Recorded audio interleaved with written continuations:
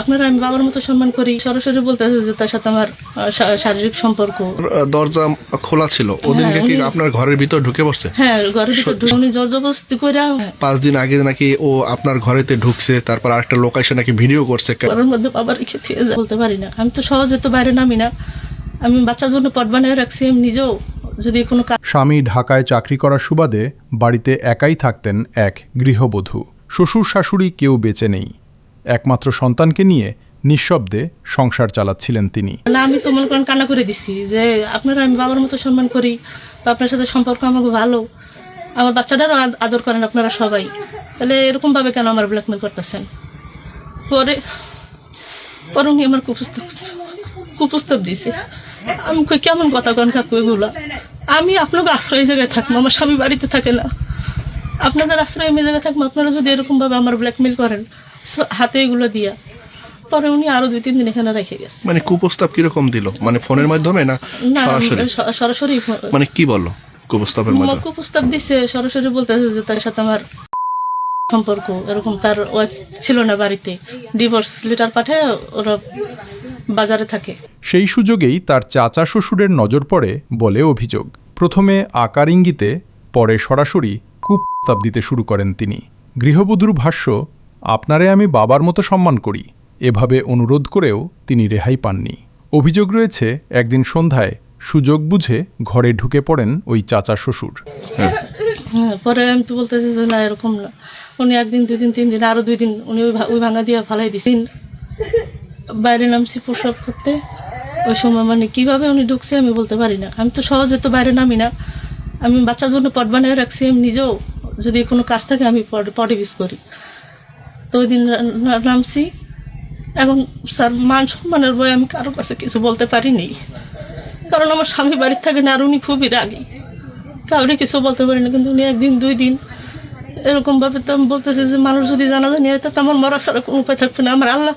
আমার বিয়ের বয়স 10-15 বছর, আমার বাচ্চারা ওই দেখছেন 5 বছর, আমার ওই একটা বাচ্চা, এত কষ্ট করে আমি একটা বাচ্চাটা পাইছি আল্লাহ, তাহলে আমি বাচ্চাটা ছেড়ে যাবো?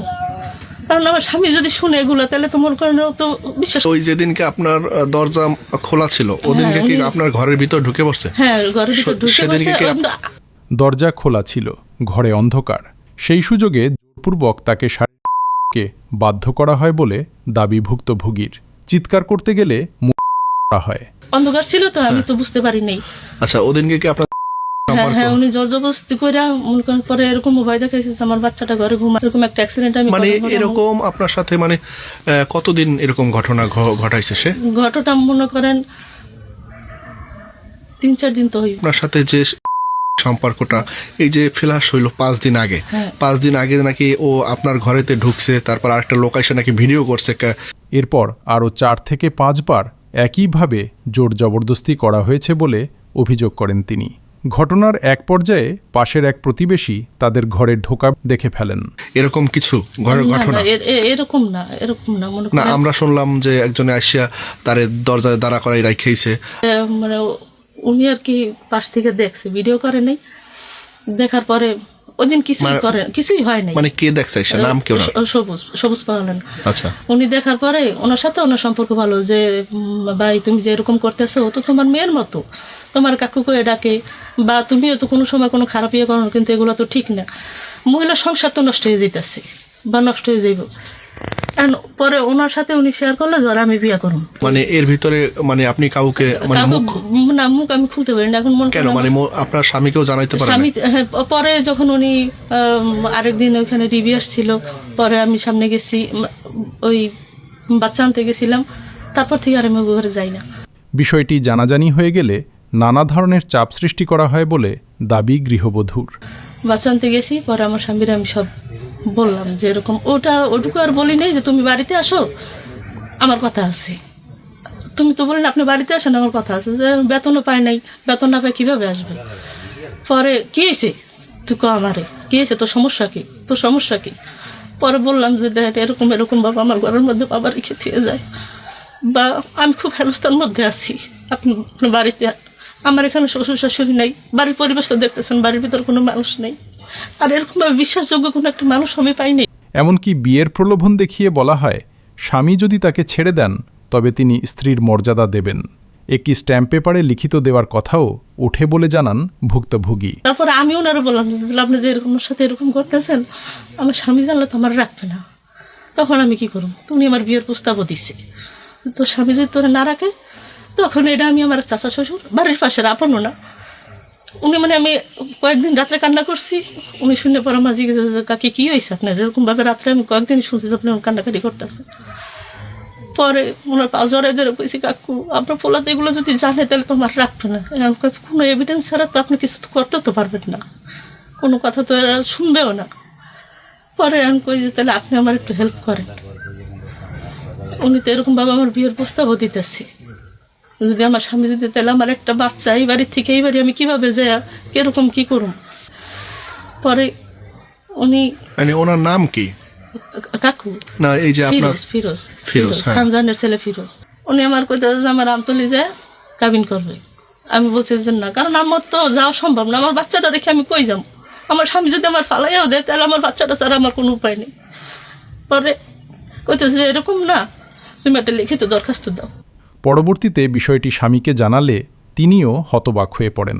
তিনি অভিযোগ করেন, প্রভাবশালী হওয়ায় অভিযুক্তের বিরুদ্ধে কেউ মুখ খুলতে সাহস পাচ্ছে না। যে যদিও ফালাই দেয় তাহলে আমি নেব। পরে উনি আমার একটা স্ট্যাম্প দিছিল, কিন্তু ভুলবশত উনি আবার স্ট্যাম্পটা আমার কাছ থেকে ফিরিয়ে নিচ্ছে, যে আমার বাবার সই নেই, আমার বাবার সইটা নিয়ে আমি তোমার দিতে আসি, কিন্তু ওই ভয়েসগুলো সব রেকর্ডিং আছে। তারপরে আমার হাজব্যান্ডের সাথে যে উনি যে তর্ক করছে ওই ভয়েসগুলো আমি এই এলাকায় মনে করেন আমি এখানে কয়েকজন আরও জানাইছি আমার হাজব্যান্ড বাড়িতে আসার পর। ভুক্তভোগী ও তার স্বামী উভয়েই ঘটনার সুষ্ঠু তদন্ত ও দৃষ্টান্তমূলক শাস্তি দাবি করেছেন। কিন্তু আমি কোনো সুবিচার পাইতেছি না, আমি চেয়ারম্যানের কাছেও গেছি, ওনারাও মানে আমি আশা করি না যে আমি আশা তো কোনো বিচার ওদের কাছে পাবো। আপনি কি চান এখন সর্বোপরি? এখন এখন কি আমি চাচ্ছেন আপনি? চাইতেছি যে এর একটা শাস্তি হোক, আর আমার মতো জানি আর কোনো মেয়ে এরকম কোনো পরিস্থিতিতে না পড়ুক, আর আমার একটু আমার সংসারটা বাঁচিয়ে দেন। আমি আসার পরে আমার ওয়াইফে বলছে যে আমারে দেখো এইগুলো জোর জবর করতে আছে, কেন করবে? শেরকে দেখেছে আমরা যাই না, আমরা কিছু করি না, আমরা দুইটা ডাল ভাত মারলে আমরা দুইটা ডাল ভাত খেয়ে থাকি। আমি একটা চাকরি করি, আমার একটা বাচ্চা নিয়ে সে ছুরি দেখাই আমাকে ভয় করে এরকম ধরনের আর্সায় করে, আমাকে মা নাই বাপ নাই কেউ নাই, কিন্তু আমরা অসহায় পড়ে স্যার আজকে আমাকে দুর্বলতার সুযোগ পাই, এই জন্য এই কারণে আমার ওয়াইফের উপরে ও এই ধরনের কাজ বাজ করছে। কিন্তু তার বাপের দ্বারাও আমরা বলছি, তার বাপে একজন আওয়ামী লীগের সভাপতি, এই জন্য আমরা কোনো আশ্রয় পাই না স্যার, আমাকে ধরনের কেউ জিগায় না। তাহলে আমি চাইছি, আমি এটা একটা সূত্র বিচার চাই, আপনারা একটা বিচার বয় দেন। আমি গ্রামের বাড়ির সবার কাছে বলছি, কিন্তু কেউ তারা বিচারে বইতে পারে নাই।